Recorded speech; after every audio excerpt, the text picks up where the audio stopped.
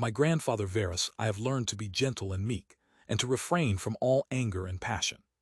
From the fame and memory of him that begot me, I have learned both shamefastness and manlike behavior. Of my mother I have learned to be religious and bountiful, and to forbear, not only to do, but to intend any evil, to content myself with a spare diet, and to fly all such excess as is incidental to great wealth. Of my great-grandfather, both to frequent public schools and auditories, and to get me good and able teachers at home, and that I ought not to think much, if upon such occasions I were at excessive charges. Of him that brought me up, not to be fondly addicted to either of the two great factions of the coursers in the circus, called Prasini and Veneti, nor in the amphitheatre partially to favor any of the gladiators, or fencers, as either the parmularii or the secutor. Moreover, to endure labor, nor to need many things, when I have anything to do it myself rather than by others, not to meddle with many businesses, and not easily to admit of any slander. Of Diognetus, not to busy myself about vain things, and not easily to believe those things, which are commonly spoken, by such as take upon them to work wonders, and by sorcerers or prestidigitators and impostors, concerning the power of charms and their driving out of demons or evil spirits and the like. Not to keep quails for the game, nor to be mad after such things. Not to be offended with other men's liberty of speech, and to apply myself unto philosophy. Him also I must thank, that ever I heard first Bacchius, then Tandaces and Martianus, and that I did write dialogues in my youth, and that I took liking to the philosophers' little couch and skins, and such other things, which by the Grecian discipline are proper to those who profess philosophy. Rusticus I am beholding, that I first entered into the conceit that my life wanted some redress and cure. And then, that I did not fall into the ambition of ordinary sophists, either to write tracts concerning the common theorems, or to exhort men unto virtue and the study of philosophy by public orations, as also that I never by way of ostentation did affect to show myself an active able man, for any kind of bodily exercise, and that I gave over the study of rhetoric and poetry, and of elegant neat language, that I did not use to walk about the house in my long robe, nor to do any such thing. Moreover, I learned of him to write letters without any affectation, or curiosity, such as that was, which by him was written to my mother from Sinusa, and to be easy and ready to be reconciled, and well pleased again with them that had offended me, as soon as any of them would be content to seek unto me again. Read with diligence, not to rest satisfied with a light and superficial knowledge, nor quickly to assent to things commonly spoken of, whom also I must thank that ever I lighted upon Epictetus his Hyponemata, or moral commentaries and common factions, which also he gave me of his own.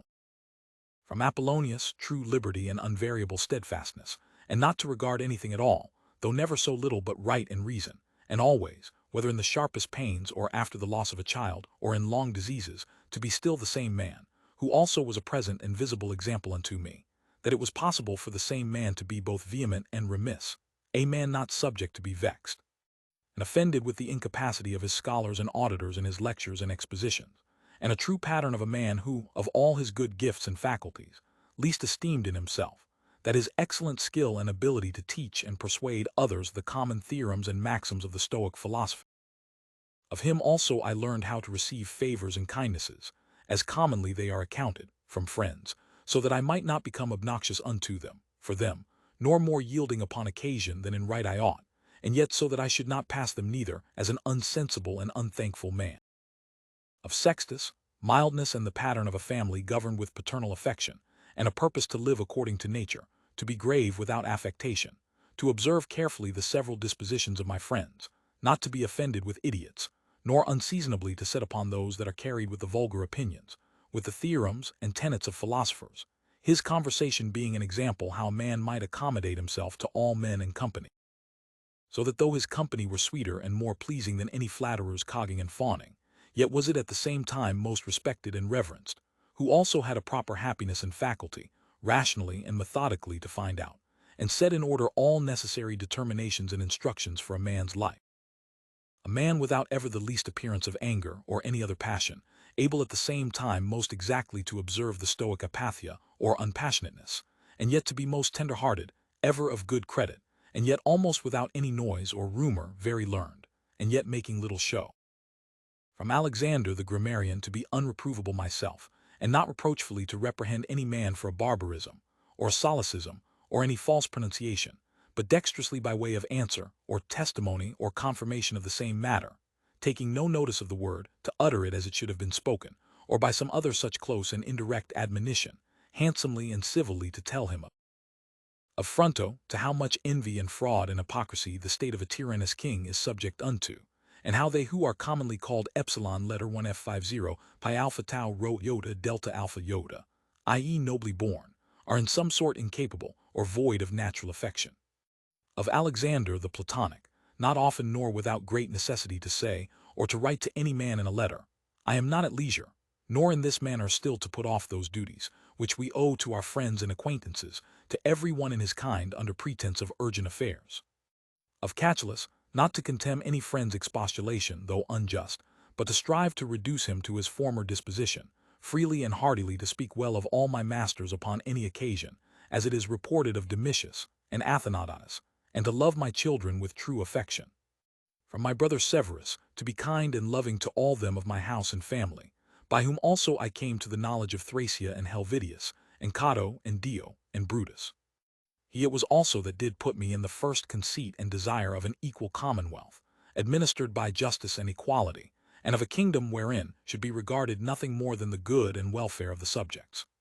Of him also to observe a constant tenor, not interrupted with any other cares and distractions, in the study and esteem of philosophy, to be bountiful and liberal in the largest measure, always to hope the best, and to be confident that my friends love me.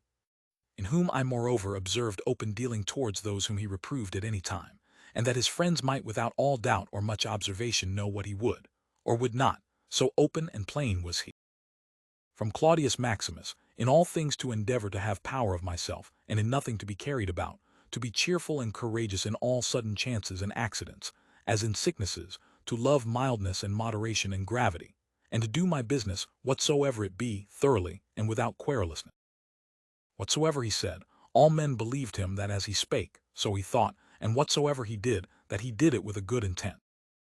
His manner was, never to wonder at anything, never to be in haste, and yet never slow nor to be perplexed or dejected or at any time unseemly or excessively to laugh, nor to be angry or suspicious, but ever ready to do good and to forgive and to speak truth, and all this as one that seemed rather of himself to have been straight and right than ever to have been rectified or redressed. Neither was there any man that ever thought himself undervalued by him, or that could find in his heart to think himself a better man than he. He would also be very pleasant and gracious.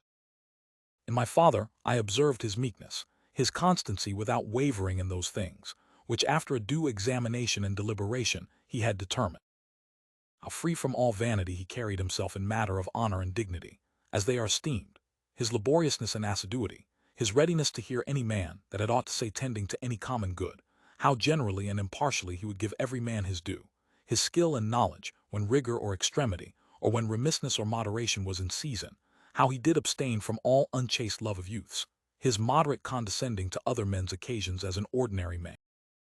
neither absolutely requiring of his friends that they should wait upon him at his ordinary meals, nor that they should of necessity accompany him in his journeys, and that whensoever any business upon some necessary occasions was to be put off and omitted before it could be ended, he was ever found when he went about it again, the same man that he was before.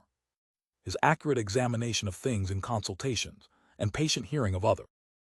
He would not hastily give over the search of the matter, as one easy to be satisfied with sudden notions and apprehension. His care to preserve his friends, how neither at any time he would carry himself towards them with disdainful neglect, and grow weary of them, nor yet at any time be madly fond of them. His contented mind in all things, his cheerful countenance, his care to foresee things afar off, and to take order for the least without any noise or clamor. Moreover, how all acclamations and flattery were repressed by him, how carefully he observed all things necessary to the government, and kept an account of the common expenses, and how patiently he did abide that he was reprehended by some for this, his strict and rigid kind of dealing. How he was neither a superstitious worshipper of the gods, nor an ambitious pleaser of men, or studious of popular applause, but sober in all things, and everywhere observant of that which was fitting, no affecter of novelties in those things which conduce to his ease and convenience, plenty whereof his fortune did afford him, without pride and bragging, yet with all freedom and liberty, so that as he did freely enjoy them without any anxiety or affectation when they were present, so when absent, he found no want of them. Moreover, that he was never commended by any man, as either a learned acute man, or an obsequious officious man, or a fine orator, but as a ripe mature man, a perfect sound man, one that could not endure to be flattered, able to govern both himself and others. Moreover, how much he did honor all true philosophers, without upbraiding those that were not so, his sociableness, his gracious and delightful conversation, but never unto satiety, his care of his body within bounds and measure, not as one that desired to live long or overstudious of neatness and elegancy, and yet not as one that did not regard it, so that through his own care and providence, he seldom needed any inward physic or outward application. But especially how ingeniously he would yield to any that had obtained any peculiar faculty, as either eloquence, or the knowledge of the laws, or of ancient customs, or the like, and how he concurred with them, in his best care and endeavor that every one of them might in his kind, for that wherein he excelled, be regarded and esteemed. And although he did all things carefully after the ancient customs of his forefathers, yet even of this was he not desirous that men should take notice. That he did imitate ancient custom. Again, how he was not easily moved and tossed up and down, but loved to be constant, both in the same places and businesses, and how after his great fits of headache he would return fresh and vigorous to his wonted affair. Again, that secrets he neither had many nor often, and such only as concerned public matters, his discretion and moderation, in exhibiting of the public sights and shows for the pleasure and pastime of the people, in public building, congeries and the like. In all these things, having a respect unto men only as men, and to the equity of the things themselves, and not unto the glory that might follow. Never want to use the baths at unseasonable hours. No builder, never curious or solicitous, either about his meat, or about the workmanship or color of his clothes, or about anything that belonged to external beauty. In all his conversation, far from all inhumanity, all boldness and incivility, all greediness and impetuosity, never doing anything with such earnestness, an intention that a man could say of him, that he did sweat about it, but contrariwise, all things distinctly as at leisure, without trouble, orderly, soundly, and agreeably. A man might have applied that to him, which is recorded of Socrates, that he knew how to want, and to enjoy those things in the want whereof most men show themselves weak, and in the fruition intemperate, but to hold out firm and constant, and to keep within the compass of true moderation and sobriety in either estate, is proper to man, who hath a perfect and invincible soul, such as he showed himself in the sickness of Maximus. From the gods I received that I had good grandfathers and parents, a good sister, good masters, good domestics, loving kinsmen, almost all that I have, and that I never through haste and rashness transgressed against any of them, notwithstanding that my disposition was such as that such a thing, if occasion had been, might very well have been committed by me, but that it was the mercy of the gods to prevent such a concurring of matters and occasions as might make me to incur this blame. That I was not long brought up by the concubine of my father, that I preserved the flower of my youth, that I took not upon me to be a man before my time, but rather put it off longer than I needed,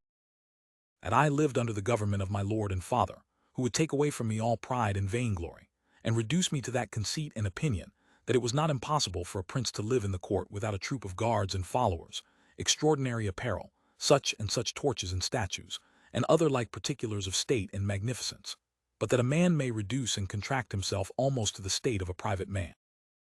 And yet for all that not to become the more base and remiss in those public matters and affairs, wherein power and authority is requisite.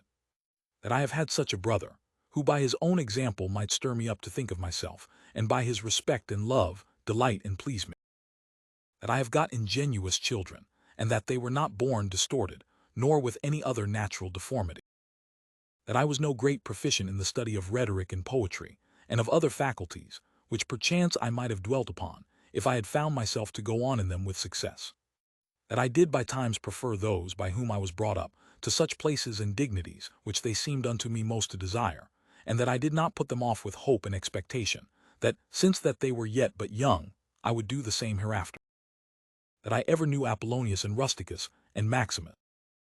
That I have had occasion often and effectually to consider and meditate with myself, concerning that life which is according to nature, what the nature and manner of it is, so that, as for the gods and such suggestions, helps and inspirations, as might be expected from them, nothing did hinder, but that I might have begun long before to live according to nature, or that even now that I was not yet partaker and in present possession of that life. That I myself, in that I did not observe those inward motions, and suggestions, yea, and almost plain and apparent instructions and admonitions of the gods, was the only cause of it. That my body in such a life, hath been able to hold out so long, that I never had to do with Benedicta and Theodotus, yea, and afterwards when I fell into some fits of love, I was soon cured. That having been often displeased with Rusticus, I never did him anything for which afterwards I had occasion to repent. That it being so that my mother was to die young, yet she lived with me all her latter years. That as often as I had a purpose to help and succor any that either were poor or fallen into some present necessity, I never was answered by my officers that there was not ready money enough to do it, and that I myself never had occasion to require the like succor from any other. That I have such a wife, so obedient, so loving, so ingenuous, that I had choice of fit and able men, to whom I might commit the bringing up of my children. That by dreams I have received help, as for other things, so in particular, how I might stay my casting of blood, and cure my dizziness, as that also that happened to the Incagita, as unto Chryses when he prayed by the seashore. And when I did first apply myself to philosophy, that I did not fall into the hands of some sophists, or spent my time either in reading the manifold volumes of ordinary philosophers, nor in practicing myself in the solution of arguments and fallacies, nor dwelt upon the studies of the meteors and other natural curiosities.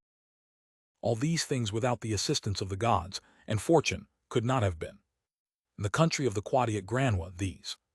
betimes in the morning say to thyself, this day I shall have to do with an idle curious man, with an unthankful man, a railer, a crafty, false, or an envious man, an unsociable, uncharitable man.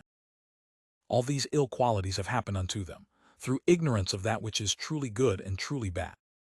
But I that understand the nature of that which is good, that it only is to be desired, and of that which is bad, that it only is truly odious and shameful, who know moreover, that this transgressor, whosoever he be, is my kinsman, not by the same blood and seed, but by participation of the same reason, and of the same divine particle, how can I either be hurt by any of those, since it is not in their power to make me incur anything that is truly reproachful,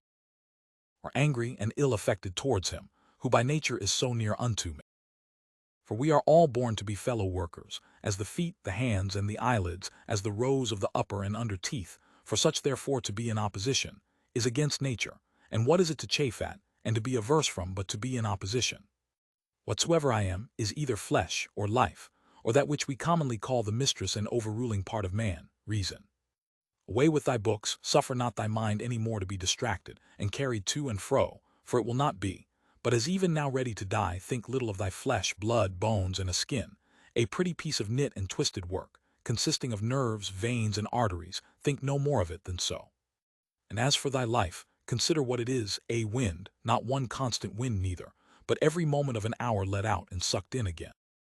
The third is thy ruling part, and here consider, thou art an old man, suffer not that excellent part to be brought in subjection, and to become slavish. Suffer it not to be drawn up and down with unreasonable and unsociable lusts and motions, as it were with wires and nerves. Suffer it not any more, either to repine at anything now present, or to fear and fly anything to come, which the destiny hath appointed thee. Whatsoever proceeds from the gods immediately, that any man will grant totally depends from their divine providence. As for those things that are commonly said to happen by fortune, even those must be conceived to have dependence from nature, or from that first and general connection, and concatenation of all those things, which more apparently by the divine providence are administered and brought to pass.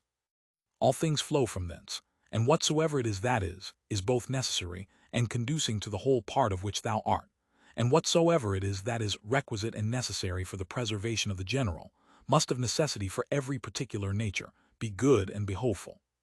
And as for the whole, it is preserved, as by the perpetual mutation and conversion of the simple elements one into another, so also by the mutation and alteration of things mixed and compounded. Let these things suffice thee, let them be always unto thee, as thy general rules and precepts. As for thy thirst after books, away with it with all speed, that thou die not murmuring and complaining, but truly meek and well satisfied, and from thy heart thankful unto the gods.